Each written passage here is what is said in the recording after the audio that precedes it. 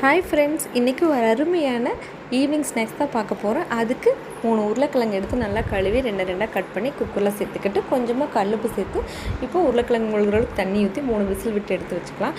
இப்போ உருளைக்கிழங்கு தோலெல்லாம் எடுத்துகிட்டு வச்சுக்கலாம் நல்லா. இது கூட 1 ஸ்பூன் மிளகாத்தூள், 1/2 ஸ்பூன் மிளகுத்தூள், அதுக்கப்புறமா கட் பண்ணி வச்சுருக்கேன் கேரட் பீன்ஸ் இதெல்லாம் சேர்த்து மறுபடியும் கொஞ்சமாக உப்பு சேர்த்து நல்லா பெசஞ்சு எடுத்து வச்சுக்கலாம். டேஸ்ட்டு பார்த்துக்கோங்க.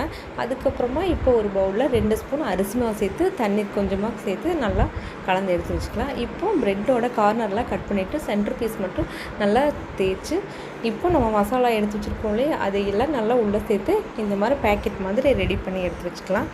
இப்போது இதையே நம்ம கலந்து வச்சுருக்கோம் இல்லையா அரிசி மாவு, இது கூட டிப் பண்ணி எடுத்துகிட்டு அதுக்கப்புறமா ப்ரெட் கிராம்ஸ்லேயும் ஒரு பெரட்டு எடுத்து தனியாக பிளேட்டில் வச்சுக்கலாம். இது பாருங்கள், இந்த மாதிரி தான்.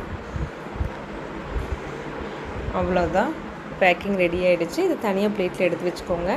நான் 3 பேக் எடுத்து ரெடி பண்ணி வச்சுருக்கேன். இப்போது இந்த உருளைக்கிழங்கு இருக்கு இல்லையா, இது கூட நம்ம உள்ள சீஸ் எடுத்து கட் பண்ணி குட்டி குட்டி பீசஸாக கட் பண்ணி இது கூட சேர்த்து நல்லா பால் மாதிரி பிடிச்சி எடுத்துக்கலாம், உருண்டை பால் மாதிரி. இதுக்கப்புறமா இதையும் நம்ம அரிசி மாவு கூட சேர்த்து நல்லா இந்த மாதிரி கலக்கி எடுத்துக்கலாம். அதுக்கப்புறம் மறுபடியும் அதையும் ப்ரெட் கிராம்ஸில் சேர்த்து நல்லா எடுத்து அதையும் தனித்தனியாக குட்டி குட்டி பாலாக பிடிச்சி எடுத்து வச்சுக்கலாம். இதோ பாருங்கள், அது இந்த மாதிரி அவ்வளோதான். பேக்கிங் ரெடி ஆகிடுச்சு, எல்லாமே ரெடி ஆகிடுச்சு. பால் சைஸ்லையும் பிடிச்சி எடுத்து வச்சுட்டோம். இந்த மாதிரி பேக் மாதிரி ரெடி பண்ணிக்கலாம். அதுக்கப்புறமா நம்ம ஒரு கடாயில் நல்லா பொரிச்சு வர அளவுக்கு எண்ணெய் சேர்த்துக்கலாம். எண்ணெய் சேர்த்துக்கிட்டு இந்த வெஜ்ஜீஸை ஒரு பேக்காக போட்டு பொரிச்சு எடுத்துக்கலாம். நல்லா ஸ்டவ்வை சிம்மில் வச்சு பொரிச்சு எடுங்க. அப்போ தான் உள்ளுக்குள்ள இருக்கிற கேரட் பீன்ஸ்லாம் பச்சையாக தான் நம்ம சேர்த்துருக்கோம், அதெல்லாம் நல்லா வெந்து வரணும். இந்த மேலே ஃபுல்லாக இந்த மாதிரி கிறிஸ்பி ஆகிடுச்சுன்னா அதுக்கப்புறம் நீங்கள் தனியாக பிளேட்டில் எடுத்து வச்சுக்கலாம். அதுக்கப்புறம் நெக்ஸ்ட் பேஜ் இந்த பாலெல்லாம் சேர்த்து அதே மாதிரி சிம்மில் வச்சு நல்லா பொரிச்சு எடுத்துக்கலாம்.